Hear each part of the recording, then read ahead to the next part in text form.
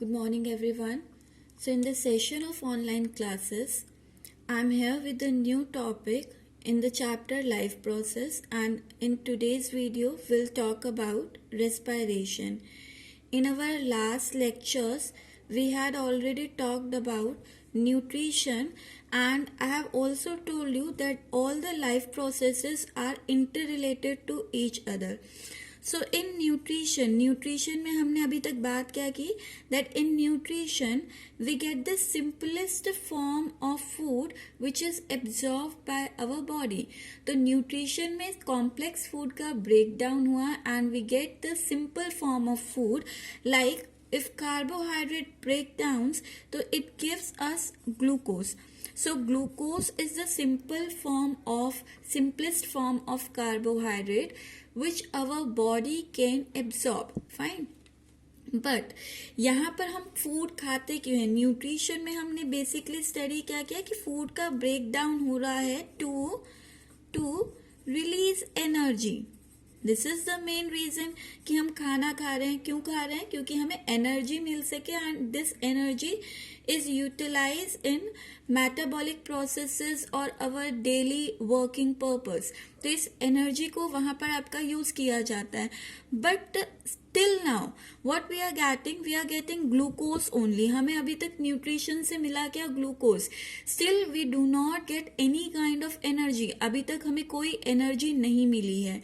Now this nutrition is actually interrelated to this process, the second process which we are going to start today, that is respiration.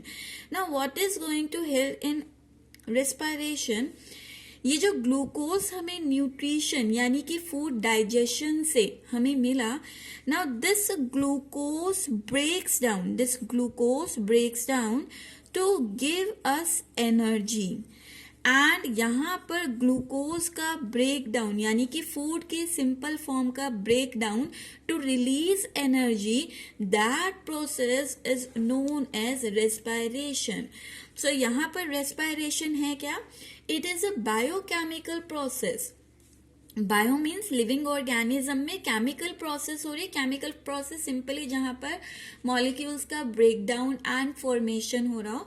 So it is a biochemical process. Living organism के अंदर एक chemical process हो रही है of oxidation of food. जहां पर food का क्या हो रहा है? ऑक्सीडेशन हो रहा है यानी कि ऑक्सीजन की प्रेजेंस में फूड का ब्रेक डाउन हो रहा है to release energy. We are using oxidation term when we are talking about human, क्योंकि कई ऑर्गेनिज्म है जहां पर फूड का ब्रेक डाउन विदाउट ऑक्सीजन भी होता है, एनर्जी भी रिलीज होती है. So we are using the term oxidation in case if we are talking about human. Otherwise we can say that respiration is what? It is the process of breakdown of food to release energy.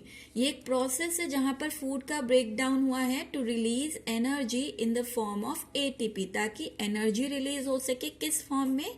ATP की form में. And we all know very well that ATP is what? In your 9th class you have already studied about ATP, that it is the energy currency. ये क्या है? Cell की energy currency होती है of cell. And ATP stand for adenosine triphosphate. Fine. So यहाँ पर जो digestion है वो इंटर रिलेटेड होता है रेस्पिरेशन से, क्योंकि डाइजेशन से हमें सिंपलेस्ट फॉर्म तो मिल गई है, ग्लूकोज तो मिल गया है, but still to have energy के लिए हमें क्या चाहिए? इस ग्लूकोज का ब्रेकडाउन चाहिए. एंड ग्लूकोज का ब्रेकडाउन जो हो रहा है एनर्जी रिलीज करने के लिए, यही प्रोसेस आपकी क्या कहलाती है? रेस्पिरेशन कहलाती है. One more term is there, that is breathing. And breathing and respiration is actually related to each other, but ये दोनों टर्म्स डिफरेंट होती है. तो नॉर्मली हम बात करते हैं कि ब्रीदिंग और रेस्पिरेशन एक ही चीज है, बट रेस्पिरेशन एंड ब्रीदिंग में डिफरेंस क्या है? Breathing is simply exchange of gases between organism and surrounding. किसी ऑर्गेनिज्म और उसके सराउंडिंग के बीच में जो गैस का एक्सचेंज हो रहा है, like we are inhaling O2, हम क्या करते हैं, हम इनहेल करते हैं ऑक्सीजन को और हम एक्सहेल करते हैं, यानी कि रिस्पायर आउट कर रहे हैं, किसे बाहर निकाल रहे हैं, CO2 को। तो इन मतलब होता है अंदर लेना, इनहेल कर रहे हैं ऑक्सीजन, एक्सहेल मतलब होता है बाहर, रिस्पायर आउट करना, एक्सपायर कर रहे हैं हम किसे, CO2 को। तो यहाँ पर आपका सराउंडिंग के साथ जो इनहेल और एक्सहेल हो रहा है, गैस का एक्सचेंज हो रहा है, that is called breathing. Fine. Now respiration is what? Respiration is not exchange of gases. वो आपका गैसेस जब यूज होती है फूड के ब्रेकडाउन में ताकि एनर्जी रिलीज हो पाए, then that process is your respiration. Means when you are inhaling oxygen, जब आपने ऑक्सीजन इनहेल किया तो वो ऑक्सीजन आपकी बॉडी में क्या कर रहा है, फंक्शन क्या परफॉर्म कर रहा है, actually that oxygen is utilized to oxidize the food into to release the energy। वो ऑक्सीजन आपकी बॉडी में क्या कर रहा है, वो ऑक्सीजन आपके फूड के साथ रिएक्ट कर रहा है, यानी कि उसका ऑक्सीडेशन कर रहा है, और ऑक्सीडेशन से रिलीज क्या हो रहा है, एनर्जी रिलीज हो रहा है। सो जब इनहेल्ड ऑक्सीजन फूड को ऑक्सीडाइज कर कर एनर्जी रिलीज करे, that process is your respiration. So it is what, it is breakdown of complex food into simple form to release energy. In case of human we are writing as कि यहाँ पर आपका oxygen का breakdown किसकी presence में हुआ है, in the presence of oxygen. But as I have told you कि कई ऑर्गेनिज्म है जहाँ पर ऑक्सीजन की रिक्वायरमेंट नहीं होती है फूड को ब्रेक डाउन करने के लिए, फूड से एनर्जी रिलीज करवाने के लिए, तो इसीलिए हमने यहाँ पर मेंशन नहीं किया है in the presence of oxygen. Fine. Now the next point is, when we are talking about breathing, we are talking up to the lungs only, कि inhale और exhale exchange करने के लिए हमारी बॉडी में क्या है, lungs है। कई ऑर्गेनिज्म की बॉडी में क्या होता है, स्किन के थ्रू एक्सचेंज हो रहा है, कईयों में क्या है, गिल्स प्रेजेंट होते हैं फॉर एक्सचेंजिंग। तो in case of human when we are talking about breathing, we are talking up to the lungs only, but when we are talking about respiration, तो लंग्स तक जो ऑक्सीजन गई है वो body में अंदर जाकर क्या फंक्शन परफॉर्म करेगा, वहां पर हम बात करते हैं रेस्पिरेशन की। Means when we are talking about respiration, we are talking beyond the lungs, कि लंग्स के बियॉन्ड ये ऑक्सीजन फूड को ऑक्सीडाइज कर कर लिविंग ऑर्गेनिज्म में जो एनर्जी रिलीज करवा रहा है, दैट प्रोसेस इज रेस्पिरेशन। तो रेस्पिरेशन लॉजिकली क्या है, एनर्जी रिलीज कराना, फूड से एनर्जी रिलीज करवाना। Fine. Now in breathing we are not talking about any energy molecule। breathing में ATP फॉर्म हुई नहीं हुई उससे हमें कोई कंसर्न नहीं होता। तो ATP is not concerned in the process of breathing, it is not formed here। but when we are talking about respiration, respiration process ही है जहां पर हमें एनर्जी रिलीज करवानी है। सो यहाँ पर ये क्या है, ATP is formed as energy currency। So this is the difference between the breathing and respiration। These two are the different process। Actually the breathing leads to respiration। जब हम breathe करते हैं उसके बाद ही next process यानी कि respiration का process होता है, कि breathing में ऑक्सीजन inhale करते हैं तो ही आपका फूड का ब्रेकडाउन हो रहा है in humans to release energy. Fine. Now if we talk about respiration, respiration is divided into two type। Fine. respiration दो तरह का होता है, यानी कि respiration क्या है, it is simply the process where the food break down to release energy। Food का ब्रेकडाउन एनर्जी रिलीज करवाने के लिए। अब वो फूड का ब्रेकडाउन, फूड को ब्रेक डाउन किया जा रहा है टू रिलीज एनर्जी। वो फूड का ब्रेकडाउन किस कंडीशन पर हो रहा है, उसके बेसिस पर रेस्पिरेशन को डिवाइड किया गया किसमें, 2 टाइप्स में. The one is aerobic respiration, where the breakdown of food is held in the presence of oxygen. Food का breakdown हो रहा है कहाँ, किसकी presence में, ऑक्सीजन की presence में. So if we are saying that the process of breakdown of food in the presence of oxygen, then that is your aerobic respiration. And if I'm saying, like I have told you, in some organism, the breakdown of food is either in the absence or in the lack of oxygen. Food का breakdown तो हो रहा है, energy तो release होगी, but food जो breakdown हो रहा है उसके लिए ऑक्सीजन की रिक्वायरमेंट नहीं है. And in some case oxygen है, बट जितना रिक्वायर्ड है सफिशिएंट ऑक्सीजन उतना प्रेजेंट नहीं है, यानी कि लैक ऑफ ऑक्सीजन, ऑक्सीजन की कमी है. So that process is called an aerobic respiration. Right. Now, if we talk about aerobic respiration, it is the breakdown of food in the presence of oxygen. And when the food break down in the presence of oxygen, what we are getting there as an end product is CO2 and water. So human के case में हमारे पास simplest था glucose. जब glucose का breakdown होगा oxygen की presence में तो ये कंप्लीटली ऑक्सीडाइज होता है, यानी पूरी तरह से टूटता है. और जब पूरी तरह से टूटेगा तो यहाँ पर ग्लूकोज क्या रिलीज करेगा, कार्बन प्लस वाटर. हमें पता है ग्लूकोज बना किससे था, ग्लूकोज बना भी कार्बन प्लस वाटर से था. अगर हम फोटोसिंथेसिस की प्रोसेस देखें तो 6 carbon and 6 molecules of water they combine to give glucose. So here जब ग्लूकोज टूटेगा तो जिससे बना है उसी में टूटेगा. सो यहाँ पर एरोबिक में एंड प्रोडक्ट आपको क्या मिलता है, CO2 and water, because glucose का क्या हुआ है, कंप्लीट ऑक्सीडेशन. ऑक्सीडेशन जहां पर ऑक्सीजन की प्रेजेंस में आपका ब्रेकडाउन हो रहा है या ऑक्सीजन ऐड हो रहा है. तो यहाँ पर ऑक्सीजन की प्रेजेंस में ब्रेकडाउन हुआ है और क्या रिलीज होगा, CO2 and water. Fine. Now when this glucose breaks down, तो I have told you कि यहाँ एंड प्रोडक्ट के साथ कुछ एनर्जी भी रिलीज होती है, क्योंकि हमें तो फूड ब्रेकडाउन से क्या चाहिए, एनर्जी चाहिए, ताकि हम उस एनर्जी को यूज कर सके वर्क के लिए. तो यहाँ पर जो एरोबिक रेस्पिरेशन होती है it is more energy efficient, यानी इस रिएक्शन के अंदर आपका एनर्जी ज्यादा रिलीज होती है. एंड वी नो एनर्जी हमारे केस में हमारी बॉडी में या किसी भी ऑर्गेनिज्म की बॉडी में एनर्जी किस फॉर्म में रिलीज होगी, ATP की फॉर्म में. So in case of aerobic respiration ATP molecule is formed. And how much ATP molecule, in some book you will get 38 molecules and in some it is written as 36. तो 38 और 36 दोनों ही right हैं, क्योंकि यहाँ पर total energy molecule बनते हैं 38 reaction में, बट उन 38 में से 2 मॉलिक्यूल जो है वो रिएक्शन में ही यूज्ड अप हो जाते हैं.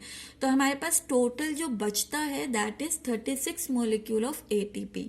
सो it is more energy efficient, क्योंकि हमें ग्लूकोज टूटने से कितने मॉलिक्यूल मिले, 36 मॉलिक्यूल ऑफ ATP, यानी कि एनर्जी हमें मिला. Fine. Now this process is time consuming, कि यहाँ पर जो ब्रेकडाउन हुआ इस ब्रेकडाउन में आपका टाइम लगता है, यानी कि ग्लूकोज का धीरे धीरे ब्रेकडाउन हुआ, तो process is time consuming and it is occur in most of the plant and animals. ज्यादातर प्लांट्स और एनिमल्स में किस तरह का रेस्पिरेशन दिखता है, aerobic. And this aerobic respiration is completed in the cytoplasm and mitochondria. अब ये पॉइंट क्या है, अभी हम आगे बात कर लेते हैं कि ये जो रिएक्शन होगी, ये रिएक्शन होगी कहाँ पर, तो हम वो नेक्स्ट बात करेंगे. Fine. Now if we talk about the anaerobic, so it is the breakdown of food in the absence of oxygen or in the lack of oxygen. The end product here, यहाँ पर end product जो बनते हैं that is lactic acid. Either the lactic acid is formed और we can get CO2 and alcohol. तो कई organisms में बनेगा लैक्टिक एसिड और कई जगह पर आपका बनता है क्या, CO2 एंड उसके साथ बनेगा एल्कोहल, दैट इज इथेनॉल। तो इस एल्कोहल को इथेनॉल भी बोलते हैं, कई जगह पर इसे इथाइल एल्कोहल भी बोलते हैं, इथाइल एल्कोहल भी बोलते हैं। Fine. It is less energy efficient. अब फूड का ब्रेकडाउन हुआ है तो एनर्जी तो यहां पर भी बनेगी, but in this case energy molecule is form that is only 2 ATP। यहां पर सिर्फ कितने ATP बनते हैं? 2 ATP। So it is less energy efficient.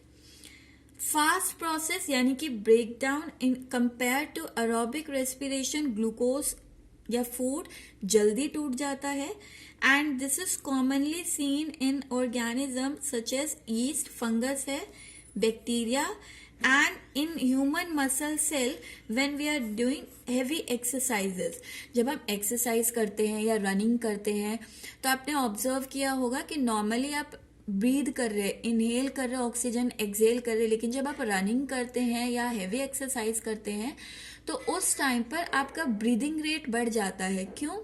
क्योंकि उस टाइम पर आपकी बॉडी के अंदर वर्क ज्यादा हो रहा है, वर्क ज्यादा हो रहा है तो एनर्जी लग रही होगी, और एनर्जी लग रही है तो एनर्जी बनने के लिए आपकी बॉडी में ग्लूकोज टूट रहा होगा। तो यहाँ पर उस ग्लूकोज को तोड़ने के लिए आपको क्या चाहिए? ज्यादा से ज्यादा ऑक्सीजन चाहिए। इससे जब भी आप हैवी एक्सरसाइज करते हैं आपका ब्रीदिंग रेट क्या हो जाता है? इंक्रीज हो जाता है। और उस कंडीशन पर अगर आप ऑक्सीजन प्रॉपर इनहेल नहीं कर पाते हैं तो आपके मसल सेल्स के अंदर यहाँ पर क्या फॉर्म होगा? मसल सेल्स के अंदर लैक्टिक एसिड फॉर्म होना शुरू हो जाता है। फाइन। सो यहाँ पर जब हैवी एक्सरसाइज कर रहे हैं तो हमारी बॉडी के अंदर वर्क ज्यादा हो रहा है तो हमें उस टाइम पर एनर्जी ज्यादा चाहिए। एनर्जी कब मिलेगी? जब ग्लूकोज टूटेगा। ग्लूकोज कब टूटेगा? जब आपको ऑक्सीजन मिलेगा। तो अगर एक्सरसाइज करते हुए आपको ऑक्सीजन प्रॉपर नहीं मिलता तो आपके मसल सेल में ग्लूकोज पूरी तरह से नहीं टूट पाता है और वो पार्शियली यानी कि आधा टूटकर क्या बना देता है? लैक्टिक एसिड बना देता है। Fine. And this reaction is completed in cytoplasm only. तो यहाँ पर एनारोबिक रिएक्शन को माइटोकॉन्ड्रिया की रिक्वायरमेंट नहीं होती, आपका कहाँ कंप्लीट होता है? साइटोप्लाज्म में कंप्लीट होता है। Now coming to the next point, that is the site of respiration, कि respiration आपका हो कहाँ रहा है? तो हमने बात की डाइजेशन से आपका जो न्यूट्रिएंट रिलीज हुआ, that nutrient is what? Glucose. Simplest form है कार्बोहाइड्रेट की। तो डाइजेशन से आपका जो न्यूट्रिएंट रिलीज हुआ, now this glucose is absorbed by the small intestine, and from small intestine it moves to the body, कि small intestine से ये ग्लूकोज आपका कहाँ मूव करेगा? ये रीच करेगा to each cell of body. आपके डाइजेस्टिव सिस्टम से शुरुआत हुई, आपके डाइजेस्टिव सिस्टम में, और डाइजेस्टिव सिस्टम से ये ग्लूकोज आपकी बॉडी के हर सेल तक पहुंचता है। So this is a cell, okay, so this is a structure of cell, and ये ग्लूकोज कहाँ पर आए? This glucose reach to the cytoplasm of your cell. तो सेल के cytoplasm, fluid present inside the cell, तो cell के cytoplasm में ये ग्लूकोज आपका एंटर करता है। Fine. Now in this cytoplasm what is going to happen? This glucose is the 6 carbon containing molecule. अगर ग्लूकोज का हम फॉर्मूला देखें तो फॉर्मूला क्या होता है? It is C6H12O6। तो ये 6 कार्बन कंटेनिंग मॉलिक्यूल था जो कि सेल के साइटोप्लाज्म में ब्रेक होता है। किस में? एक 3 कार्बन कंटेनिंग कंपाउंड में, and this 3 carbon containing compound is called pyruvate. So it is called pyruvate, और it is also known as pyruvic acid. ये किस में कन्वर्ट हुआ? पाइरुविक एसिड में। तो यहाँ पर सेल साइटोप्लाज्म में ग्लूकोज एंटर करेगा और कन्वर्ट होगा किसमें, पायरुविक एसिड में. नाउ दिस पायरुविक एसिड, अगर ये pyruvic acid aerobic respiration show कर रहा है, यानी कि अगर फर्दर ब्रेकडाउन ऑक्सीजन की प्रेजेंस में होगा, तो this pyruvic acid actually moves inside this organelle and this organelle is what, your mitochondria. तो अगर ह्यूमन की हम बात करें तो ह्यूमन में क्योंकि ये पायरुविक एसिड ऑक्सीजन की प्रेजेंस में ब्रेक होगा, तो यहाँ पर ब्रेकडाउन कहाँ पर होता है, ब्रेकडाउन होता है माइटोकॉन्ड्रिया में. और माइटोकॉन्ड्रिया में आपका बनेगा ब्रेकडाउन होकर क्या, energy molecule which is ATP. So in your 9th class you have studied already that mitochondria is powerhouse of cell, क्योंकि माइटोकॉन्ड्रिया में क्या बनता है, ATP. तो पायरुविक एसिड माइटोकॉन्ड्रिया में मूव कर जाता है और यहाँ पर ब्रेकडाउन होता है किसमें, CO2 वाटर, और क्या बनाता है, ATP मॉलिक्यूल बनाता है. And this is the condition of aerobic respiration. But अगर ये रेस्पिरेशन ये कब होगा, जब एरोबिक रेस्पिरेशन हो, यानी कि ऑक्सीजन की प्रेजेंस में हो. बट इन केस अगर ये पायरुविक एसिड ईस्ट या बैक्टीरिया के अंदर है, तो वहां पर आपकी प्रोसेस होगी एनएरोबिक. कौन सी, anaerobic. And in that process, anaerobic process, pyruvic acid cytoplasm में ही टूटता है एंड इट फॉर्म्स इथेनॉल. तो वहां पर पायरुविक एसिड माइटोकॉन्ड्रिया के इनसाइड मूव नहीं करेगा. So this is the cell which show the site of respiration कि मॉलिक्यूल आपका एक्चुअली मूव कहां पर कर रहा है. Fine. Now some small terms are there, like glucose का ब्रेक डाउन हो रहा है into pyruvic acid. This process is known as glycolysis. Glycolysis. Glyco term is for glucose, lysis term means break down. तो glucose का break down, that process is called glycolysis. कहीं पर भी term आए lysis, lysis का मतलब ही break down होता है. Fine. And the process where this pyruvic acid enters into the mitochondria and releases the energy molecule, this process or this complete cycle, जहां पर पायरुविक एसिड जो है वो कन्वर्ट होगा CO2 वाटर और ATP मॉलिक्यूल में, ये पूरी साइकिल आपकी कहलाती है crabs cycle. Crabs cycle, that is KREB. And crabs cycle जो नाम दिया गया है वो साइंटिस्ट के नेम पर नाम दिया गया है, जिन साइंटिस्ट ने इस साइकिल को स्टडी किया था. Fine. So this is the site of respiration. Now coming to the next topic, that is reaction. जो हमने अभी पढ़ा है एरोबिक और एनारोबिक रेस्पिरेशन, उसी को हम यहाँ पर शो कर रहे हैं, किससे, रिएक्शन से शो कर रहे हैं.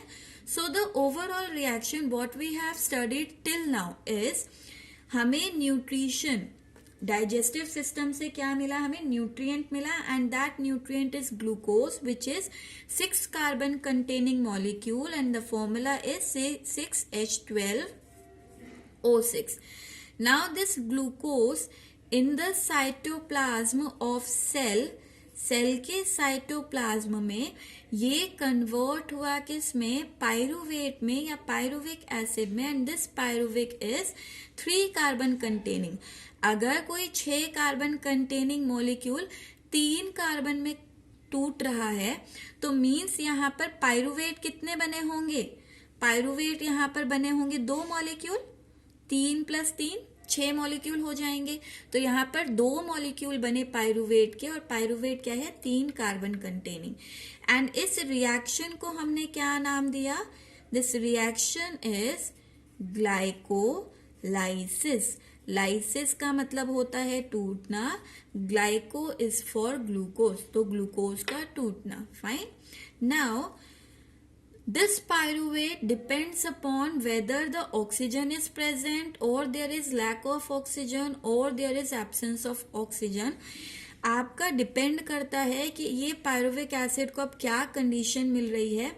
अगर यहाँ पर पायरुविक एसिड को ऑक्सीजन मिलता है, यानी कि प्रेजेंस ऑफ ऑक्सीजन में अगर ये पायरुविक एसिड टूट रहा है, तो ये कंप्लीट टूटेगा और क्या बनाएगा, 3 molecules of CO2 plus water plus 36 molecules of ATP, and this reaction take place in mitochondria, and this reaction is called Krebs cycle. Krebs cycle, इस रिएक्शन को Krebs cycle बोला जाता है. और ये जो रिएक्शन हेल्ड हुई, इस रिएक्शन को हम क्या बोल रहे हैं, एरोबिक रेस्पिरेशन. रिएक्शंस को अच्छी तरह से लर्न करना है और हर एक पॉइंट को, क्योंकि यहाँ पर रिएक्शन का टेबल आ जाता है और आपसे उस टेबल पे पॉइंट्स पूछ लेते हैं कि यहाँ पर क्या आएगा, यहाँ क्या आएगा, तो कंप्लीट पूरा टेबल याद करना है. फाइन. नाउ एरोबिक रेस्पिरेशन की हमने बात कर ली ऑक्सीजन की प्रेजेंस में. Coming to the next point, these two reactions are showing anaerobic respiration. So this is showing what, an aerobic respiration, and in this anaerobic respiration either the oxygen is absent or there is lack of oxygen. या तो oxygen absent होगा या फिर क्या होगा, oxygen की lack होगी, कमी होगी. If there is lack of oxygen, अगर यहाँ पर ऑक्सीजन का लैक है, like in human muscle cell, कि जब हम एक्सरसाइज करते हैं तो ये रिएक्शन हमारे मसल सेल्स में होता है, जहां पर ऑक्सीजन के लैक की वजह से क्या बनता है, लैक्टिक एसिड बनता है, एंड उसके साथ बनेंगे 2 molecule of ATP, and this lactic acid is 3 carbon containing compound. Fine. Now coming to the next, in case अगर यहाँ पर एब्सेंस ऑफ ऑक्सीजन है, जो कि ईस्ट में आपको दिखता है, yeast is a kind of fungus, तो यहाँ पर आपका क्या बनेगा, ethanol, and this ethanol is 2 carbon containing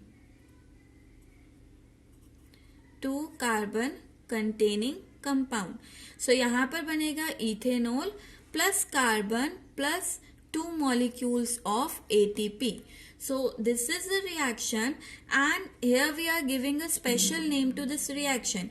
जहाँ पर absence of oxygen हो, उस reaction को हम special नाम देते हैं. This reaction is called fermentation, and this fermentation, this reaction is used in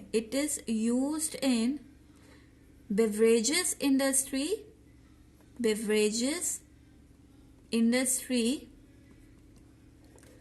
for the production of